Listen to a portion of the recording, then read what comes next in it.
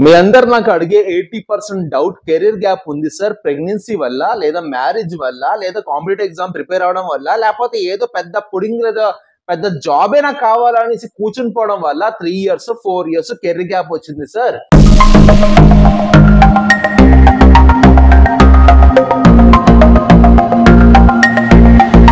నేను ఎప్పుడో అమావాస్య పౌర్ణమికి పాస్ అయ్యాను. ఇప్పుడు నాకు రెజ్యూమ్ పంపిస్తే నాకు ఇంటర్వ్యూ కాల్ రావట్లేదు. నౌకరీలో ఎన్నిసార్లు అప్లై చేస్తున్నా నాకు కాల్ బ్యాక్ మెయిల్ బ్యాక్ రావట్లేదు. కెరీర్ గ్యాప్ వల్ల నాకు జాబ్ రావట్లేదు ఏమో అనేసి చాలా మంది రెగ్యులర్ గా నాకు ఇప్పుడు కాదండి, అట్లీస్ట్ నేను ఉన్న రిక్రూట్మెంట్ లోనే స్టార్ట్ అయినప్పటి నుండి ఇప్పుడు వరకు ప్రతి ఒక్కడు నాకు అడిగే ప్రశ్న, మీకు తెలియని విషయం ఒకటి చెప్పాలా, నాకు కెరీర్ గ్యాప్ ఉంది. 2 years దగ్గర career gap, 1 year 8 months 2 years career gap నాకు ఉంది. ఇంట్లో కొంచెం పరిస్థితి బాగాలేక ఒక్కొక్కటిది ఒక్కొక్క సిచ్యువేషన్ అండి. మీకు ఒక రీజన్ కావచ్చు, ఫ్యామిలీయో మ్యారేజో లేదా లేకపోతే ప్రెగ్నెన్సీయో. నాకు ఒక రీజన్ కావచ్చు. కెరీర్ గ్యాప్ ఆల్మోస్ట్ కొందరికి అవుతాయి, కొందరికి అవ్వు. కెరీర్ గ్యాప్ ఉంది అనుకుంటే ఇది పెద్ద క్రైము. మేము ఇంకా మాకు మీ చేసిన చదువుకి విలువ లేదా, మాకు జాబులు రావా, మరి ఎలా ప్రిపేర్ అవుతాం? నా కెరీర్ గ్యాప్ కి నేను ఎలాగ ఉంచా, దానికి నేను ఎలా మాడిఫై చేయలేదు, ఏ ఫేక్ ఎక్స్పీరియన్స్ దానిలో నేను యాడ్ చేయలేదు, మసాలా గట్లా ఏమీ కలపలేదు. నా కెరీర్ గ్యాప్ ఎలాగే ఉంది. నా ప్రీవియస్ ఎక్స్పీరియన్స్, నా క్వాలిఫికేషన్, నాకు డైరెక్ట్ గా వాళ్ళు గమనించిన స్కిల్స్ అని చూసుకొని నాకు నెక్స్ట్ జాబ్ ఆల్రెడీ ఇచ్చారు. నాకు ఇది నాకు 2013-14 అప్పుడు అయింది. ఒక 10 years అయింది కెరీర్ గ్యాప్ పోయి. So according to this career gap ఉండడం పెద్ద మ్యాటర్ కాదు. మీకు కాల్స్ రావట్లేదంటే ఇంటర్వ్యూ కాల్స్ ఎలా రావాలి, దానికి నేను చిన్న చిట్కా చెప్తాను. ఒకటి, ఫేక్ ఎక్స్పీరియన్స్ కి నేను ఎగనెస్ట్.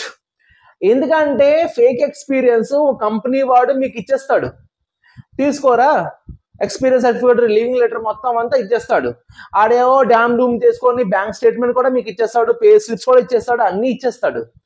ప్రాబ్లం ఎక్కడ అవుతుంది తెలుసా? ఫస్ట్ బ్యాక్గ్రౌండ్ వెరిఫికేషన్ ప్రాబ్లం అవుతుంది, ఫిజికల్ వెరిఫికేషన్ అయితే ప్రాబ్లం అయిపోద్ది.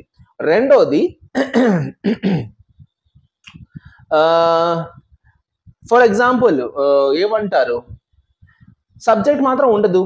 ఈడేమో కిరాణా కొట్లోని కేజీ గోధుమ పిండి కట్టించుకున్నట్టు కెరీర్ గ్యాప్ కోసం ఎక్స్పీరియన్స్ సర్టిఫికేట్ కట్టించుకున్నాడు. రియల్ టైం ఎక్స్పీరియన్స్ మాత్రం వేలు ముద్ర. మరి ఫస్ట్ డే ఆఫీస్కి వెళ్ళి ఆడ చేయాల్సిన పని ఏంటి, 1-2 నెలలు చూసుకొని బాబు ఇటు డౌట్ ఒకసారి వెరిఫికేషన్ చేయండి సర్టిఫికేట్ అని అడిగేశారనుకోండి, సెకండ్ వెరిఫికేషన్ అయినప్పుడు మీరు ఈజీగా రెడ్ హ్యాండెడ్ దొరికిపోతారు. కొన్ని కంపెనీస్ కేసు చేస్తాయి, మా కంపెనీకి ఫ్రాడ్ చేసి, మా కంపెనీకి లూటీ చేసి చేశారని. కొన్ని కంపెనీస్ వాళ్ళు మీకు బాబు టర్మినేట్ చేసేస్తాం, మీకు వెళ్ళిపోండి ఇంటికి అనేసి చెప్పేస్తారు. So this is the general cases for career gap people who apply for fake experience. Fake experience లేకుండా కెరీర్ గ్యాప్ కి ఎలా మీరు మేకవర్ చేయాలి ఈజీగా వీడియో చూసి చెప్తాను. లాస్ట్ వరకు వాచ్ చేయండి. సబ్స్క్రైబ్ చేయాలి, సబ్స్క్రైబ్ చేయండి. Hi, my name is Arun Kumar Sinha. I'm HR recruiter. మీకోసం లాంగ్ షార్ట్ వీడియో తెస్తూ ఉంటాను. కెరీర్ ఆపర్చునిటీ కోసం లాంగ్ వీడియోస్ తీసుకుని వస్తున్నాను కాబట్టి ఈ వీడియో మీకు ఎంత కొంత యూస్ఫుల్ ఉంటుంది అనేసి my wish. Career gap, for example career gap చాలా రకాలు. డిగ్రీ అయిపోయిన వెంటనే 3-4 years కూర్చుని పోవడం, కాంపిటేటివ్ ఎగ్జామ్ ప్రిపేర్ అవుతా, నేను రాకెట్ సైంటిస్ట్ అవుతా, నేను ఎంటర్ అయితే ₹1,00,000 శాలరీ ఉన్న జాబ్ కి ఎంటర్ అవుతా అనేసి డైనామాలో ఉండేవాడు. ఒక 2 years 3 years వేస్ట్ చేస్తారు. నంబర్ 1. నంబర్ 2, అయ్యో పక్కవాడు 50,000 సంపాదిస్తున్నాడు, నాకు 12,000 జీతం వచ్చిందంటే దీని బదులు నేను ఏదో స్కిల్స్ నేర్చుకొని 50,000 కొడతాననేసి ఉన్న ఉద్యోగం కూడా చెడగొట్టి దాన్ని ప్రాక్టీస్ చేస్తూ టైం వేస్ట్ చేస్తారు. నంబర్ 2. నంబర్ 3, నేను దీనికోసం పుట్టలే, ఈ జాబు నా కోసం పుట్టలే, నేను జాబ్ కోసం పుట్టలే, నేను ఇది కాదు, నేను ఏదో సాధించాలి, నేను ఏదో కొంపలు అంటించాలి అలా అనుకున్నవాడు number 3rd position. Number 4th, marriage అయింది, husband government, state government, private sector job.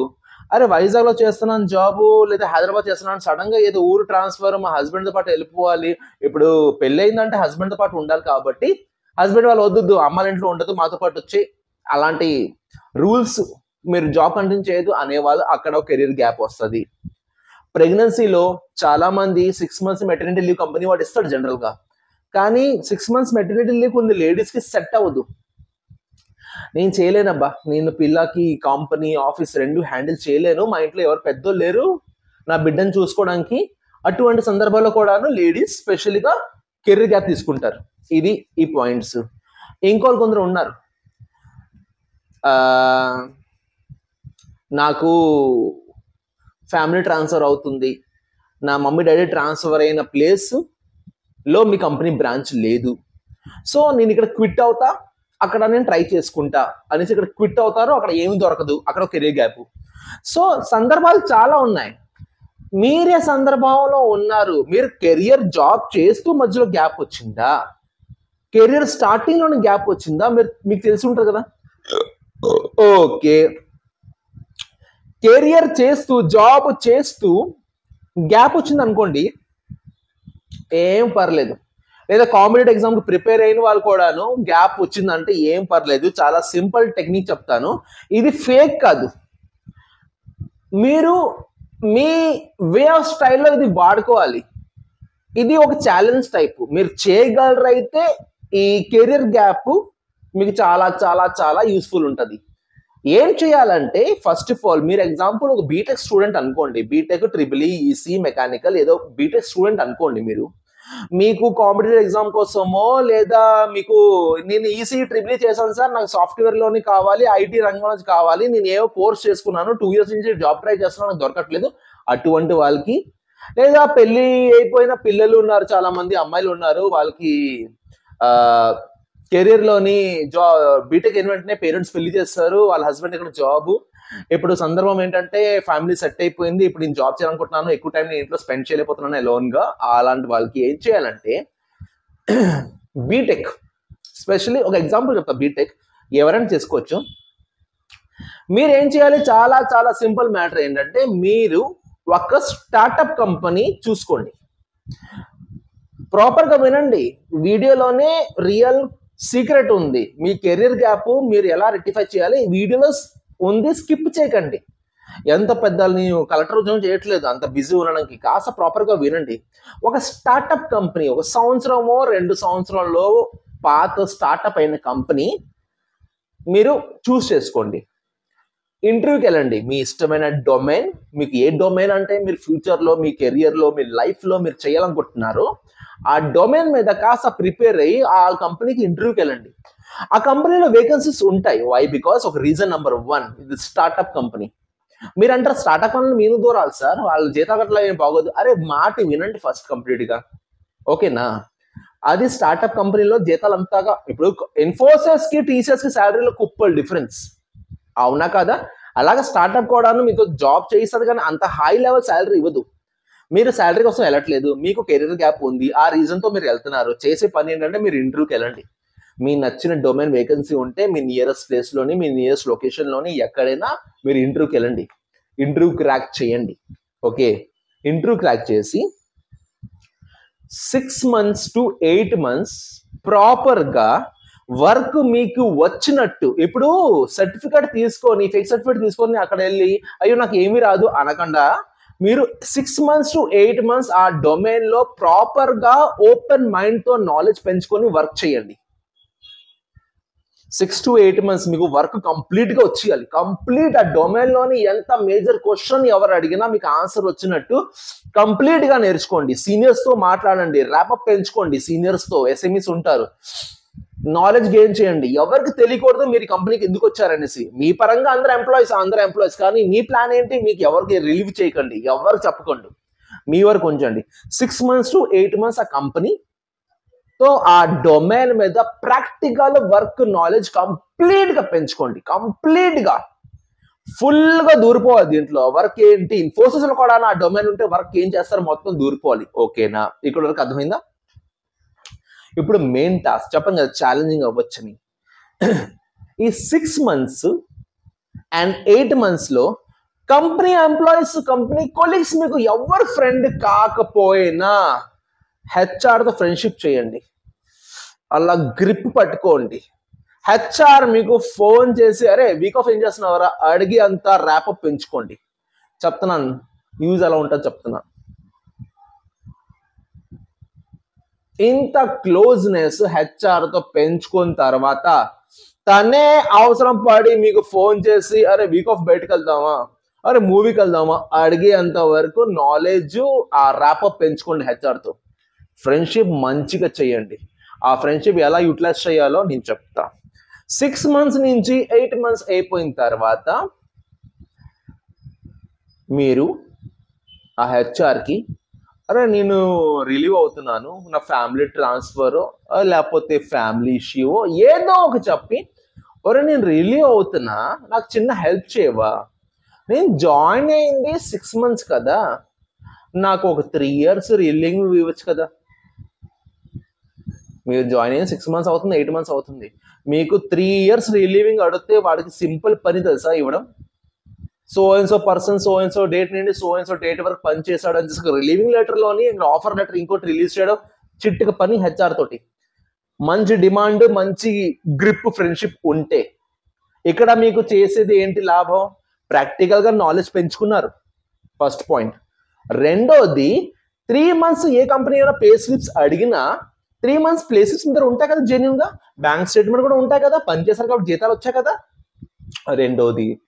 మూడవది మీకు PF 6 months to 8 months collect అయింది. పిఎఫ్ కంపెనీ వాళ్ళు అంటారు మీరు 3 years చేశారు కదా పిఎఫ్ 6 months కలెక్ట్ అయింది. ఒకటే చెప్పండి సార్, స్టార్ట్అప్ కంపెనీ సార్, వాళ్ళ పిఎఫ్ మొదలెట్టింది లేట్గా అంతే. అదే ఒక స్టార్ట్అప్ కంపెనీ సార్, నేను ఆ కంపెనీకి అగ్రిమెంట్ రాశాను కాబట్టి ఆ జీతంకి నేను స్ట్రక్ అయిపోయి కూర్చొని పోయాను సార్. బయట చూస్తే మంచి కంపెనీస్ ఉంటాయి సార్, అందుకే వచ్చాను సార్, అక్కడే ఉండిపోతే ఆ కంపెనీ బాండ్ వల్ల ఆ కంపెనీ అగ్రిమెంట్ వల్ల అక్కడే ఉండిపోయాను సార్, బయట కూడా ఆపర్చునిటీస్ ఏంటి లేవని నెక్స్ట్ కంపెనీకి వెళ్ళి చెప్పండి. చాలా మంది అడుగుతారు ఏంటి 3 years ఉంది పిఎఫ్ ఏమో 6 months, స్టార్ట్అప్ కంపెనీ సార్ లేట్గా స్టార్ట్ అయింది, ఇదే ఆన్సర్ ఇవ్వండి. ఇక్కడ మీకు పిఎఫ్ ఉంది, ఇక్కడ మీకు general knowledge real time experience knowledge ఉంది, ఇక్కడ మీకు పే స్లిప్స్ ఉంది, ఇక్కడ మీకు బ్యాంక్ స్టేట్మెంట్ కూడా ఉంది, ఇక్కడ మీకు రిలీవింగ్ లెటర్ ఉంది, ఇక్కడ మీకు ఆఫర్ లెటర్ ఉంది. కవర్ అయిపోయింది కదా 3 years. అర్థమైందా? అర్థం కాలేదా? మీరు స్టార్ట్అప్ కంపెనీలో ఇది చేయగలరు. ఎందుకు స్టార్ట్అప్ కంపెనీ చేయగలరు అంటే పెద్ద కంపెనీస్ అలా ఇవ్వడానికి ఒప్పుకోరు. పెద్ద కంపెనీస్లోని హెచ్ఆర్లు కొంచెం ఏమంటారు ఓవర్ యాక్షన్ ఎక్కువ ఉంటుంది. మా అంత ఎందుకు నేను పనిచేసే కంపెనీలోని కుప్పలు ఓవర్ యాక్షన్లు, మేము ప్రతిరోజు తిడుతూనే ఉంటాం వాళ్ళని. ఓవర్ యాక్షన్ ఎక్కువ ఉంటుంది. స్టార్ట్అప్ కంపెనీ అనుకో మీలాగా ఆడుతూ పాడుతూ అక్కడ హెచ్ఆర్ ఉంటాడు, ఏదో ఎంబీఏ పాస్ అవుట్ అయిపోయి ఇక్కడ హెచ్ఆర్ జాబ్ వచ్చినాడు ఉంటాడు. 6 months 8 months మంచి ఫ్రెండ్షిప్ చేసుకొని ఆడితోటి ఒక డాక్యుమెంట్ మీరు రిలీజ్ చేస్తే రిలీవింగ్ అండ్ అపాయింట్మెంట్ లెటర్ ఆడు డేట్ మార్చగలడు, మిగతా మీరు జెన్యునే కదా. ఇక్కడ ఆడ 12,000 నెలకి ఇచ్చినా మీరు 25,000 40,000 జీతం కూడాను మీరు ఎలిజిబుల్, తెలుసా విషయం? ఎస్. ఒకటే సార్ స్టార్ట్అప్ కంపెనీ అగ్రిమెంట్ రాశారు కాబట్టి నేను స్ట్రక్ ఆన్ అయిపోయాను సార్, లేకపోతే నేను ఎప్పుడు మూవ్ ఆన్ అయిపోయాను అని. బట్ నాలెడ్జ్ పరంగా మీకు ప్రాక్టికల్ నాలెడ్జ్ ఉంది. ఏ ఇన్స్టిట్యూట్ వాడు ఇవ్వలేని ప్రాక్టికల్ నాలెడ్జ్ ఒక కంపెనీ వాడు ఇవ్వగలడు. ప్రాక్టికల్ నాలెడ్జ్ ఉంది, ఎంత టఫ్ ఇంటర్వ్యూ అయినా నువ్వు ఫేస్ చేయగలవు. అండ్ విత్ ఎక్స్పీరియన్స్ పొజిషన్ కూడా మారుతుంది.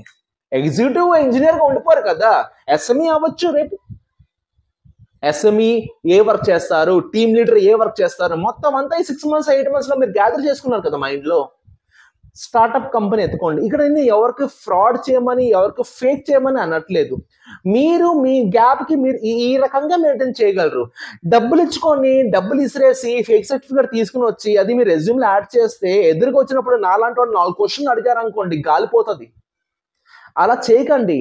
దొంగతనమే. ఇది దొంగతనం నేను అనట్లేదు. హెచ్ఆర్ గారు నాన్న 6 నెలలు బయటకు వెళ్తే ఎవరు ఉద్యోగం ఇస్తాడు నాకు 6 నెలలు, అదే 2 సంవత్సరాలు రాయించుకోవచ్చు కదా, రాయించవచ్చు కదా, ఎవరు నేను అడుగుతాడు? హెచ్ఆర్ నువ్వే కదా. ఫోన్ చేస్తే బాబు ఇది చేశాడంటే చేశాడు. అక్కడ ఫిజికల్ గా ఎవరు పర్సన్ చేశాడంటే నేను 6 నెలలు 8 నెలలు చేశాను కదా.